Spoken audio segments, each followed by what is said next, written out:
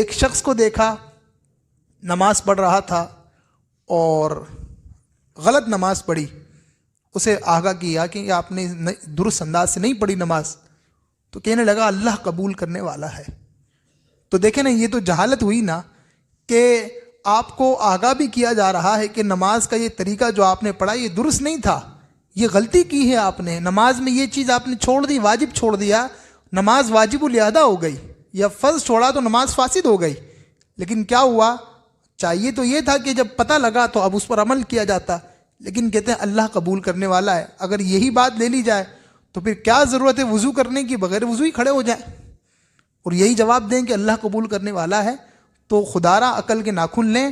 دینی مسائل کا جو شعبہ ہے اس حوالے سے بڑا مظلوم ہے کہ ہر ایرا غیرہ آ کر اپنی رائے کا اظہار اس میں کرتا ہے.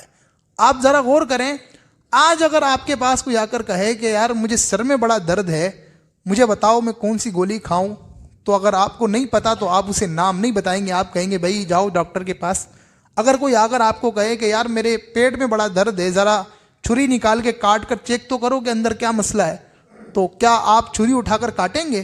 آپ بولو گے نہیں بھائی کیا بول رہے ہو تم, میرے اوپر کیس کرواؤ گے. جاؤ ڈاکٹر کے پاس. کسی موچی کے پاس جا کے کسی نے کہا ہے کہ یار میرے جو ہے وہ چیرا لگ گیا, ذرا ادھر 2 ٹانکے تو لگا دو. موچی لگائے گا ٹانکے؟ کبھی بھی نہیں لگائے گا. وہ کہے گا نہیں بھائی یہ جا کے ڈاکٹر کا کام ہے, میرا کام چپلے سینے کا ہے, یہ چمڑی سینے کا کام میرا نہیں ہے.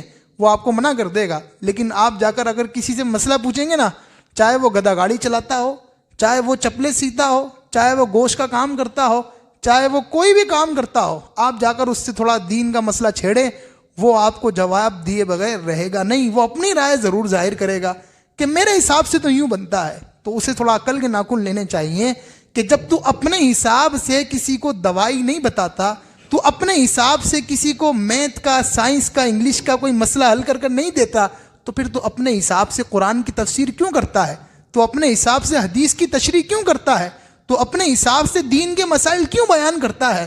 خدا را ڈرنا چاہیے. روایت کے اندر آیا من افتى بغیر علم لعنته الملائکۃ السماء والارض, جو شخص بغیر علم کے مسئلہ بیان کرے اس پر زمین اور آسمان کے فرشتے لعنت کرتے ہیں. کبھی بھی کوئی مسئلہ ہو تو اپنی رائے نہ دیا کریں, چاہے وہ کاروباری مسئلہ ہو. طلاق کے معاملات میں بڑے مسائل ہوتے ہیں, طلاق دے دی, 3 طلاقیں دے دی, اب کیا ہوتا ہے, آ کر وہ بڑے بوڑھے آ کر بولتے ہیں بھائی بس ٹھیک ہے, جب دونوں راضی ہیں نا تو کوئی مسئلہ نہیں, رہتے رہو. خدا کے بندو, کیا تمہیں مرنا نہیں ہے؟ کیا تمہیں قبر میں نہیں جانا؟ کیا قبر میں جا کر تم یہ جواب دو گے کہ ہم نے کہہ دیا تھا کہ جاؤ رہتے رہو؟ سوچو ذرا, وہ دونوں میاں بیوی جن کا نکاح ٹوٹ چکا, ان کے ساتھ رہنے سے آپ کو نہ کوئی دنیاوی فائدہ نہ کوئی دینی فائدہ. آپ اس طرح جواب دے کر, مسئلہ غلط بتا کر کہ جب لڑکا لڑکی راضی ہیں تو ساتھ رہتے رہیں, کوئی ایشو نہیں ہے, آپ اپنی قبر بھاری کر رہے ہیں. آپ خود جو ہے وہ عذاب کے مستحق بن رہے ہیں. تو خدارا دین کے معاملات میں زبان کھولنے سے پہلے 1000 نہیں لاکھ مرتبہ سوچنا چاہیے کہ یہ مسئلہ مجھے معلوم نہیں تو میں کیوں اپنی طرف سے مسئلہ بیان کروں.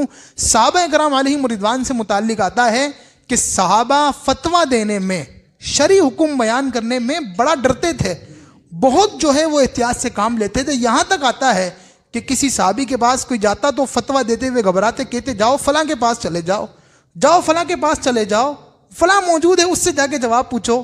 اتنی احتیاط کیا کرتے تھے.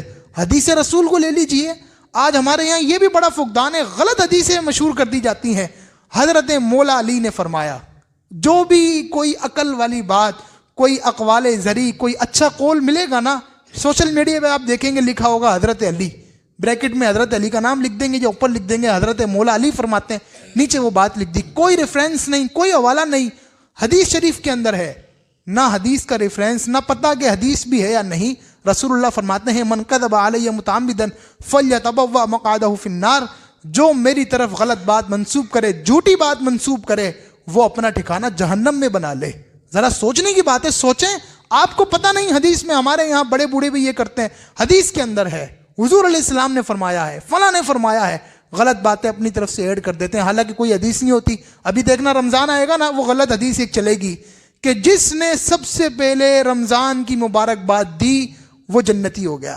یہ ہم دھما دھم سب کے سب ایک دوسرے کو میسج کریں گے کہ دیکھو میں نے ابھی رمضان آنے میں اتنے دن میں نے تمہیں مبارکباد پیش کر دی، وہ جنتی ہو گیا۔ اچھا بعض تو اتنی بے وقوفی کرتے ہیں، لکھ دیتے ہیں کہ جس نے سب سے پہلے کسی کو میسج کیا، جس نے سب سے پہلے جو ہے وہ کوئی پوسٹ ڈالی وہ جنتی ہو گیا۔ مجھے بتائیں کہ یہ میسج، یہ پوسٹ اس دور میں ہوا کرتے تھے جو تم نے حدیث بھی ان الفاظ کے ساتھ گڑھ دی کہ جو سب سے پہلے پوسٹ کرے؟ اور ایک وہ بڑا پرچہ چلتا ہے کہ شیخ محمد نے مدینے کے اندر خواب دیکھا کہ وہ جو ہے قیامت آنے والی ہے اور یہ معاملہ ہے، یہ جو پرچہ ہے اسے اتنی مرتبہ چھپوا کر تم یہ کام کر دو تمہیں یہ مل جائے گا۔ ایک شخص نے اس پرچے کو جھوٹا سمجھ کر چھوڑ دیا، اس کا کاروبار کا نقصان ہو گیا، اس کا بیٹا انتقال کر گیا۔ ایک شخص نے اتنی دفعہ اس کی فوٹو کاپی کروا کے بانٹ دیا، اس کا اتنے لاکھ کا بونڈ لگ گیا۔ ذرا سوچو یہ فوٹو کاپی کا کیا حدیث میں آئے گا کہ اس پرچے کی فوٹو کاپی کروا کر تم بانٹو تو تمہارے کام بن جائیں گے؟ یہ بالکل غلط بات ہے۔ اچھا یہ آج سے نہیں ہے، فتاوی رضویہ شریف میں اعلیٰ حضرت امام اہل سنت سے سوال ہوا۔ امام اہل سنت کی وصال ظاہری کو جو ہے وہ 100 سال ہو چکے، 100 سال سے اوپر عرصہ ہو گیا۔ فتاوی رضویہ میں یہ امام اہل سنت سے سوال ہوا کہ اس طرح کا ایک پرچہ چل رہا ہے کہ شیخ محمد نے خواب دیکھا، فلاں نے خواب دیکھا اور وہ یوں کر قیامت آنے والی ہے، یوں ہے فلاں۔ امام اہل سنت نے کہا کہ یہ بالکل غلط ہے۔ تو اندازہ لگائیں 100 سال پہلے سے یہ چورن لوگ بیچ رہے ہیں اور آج بھی یہ چورن جو ہے وہ بک رہا ہے۔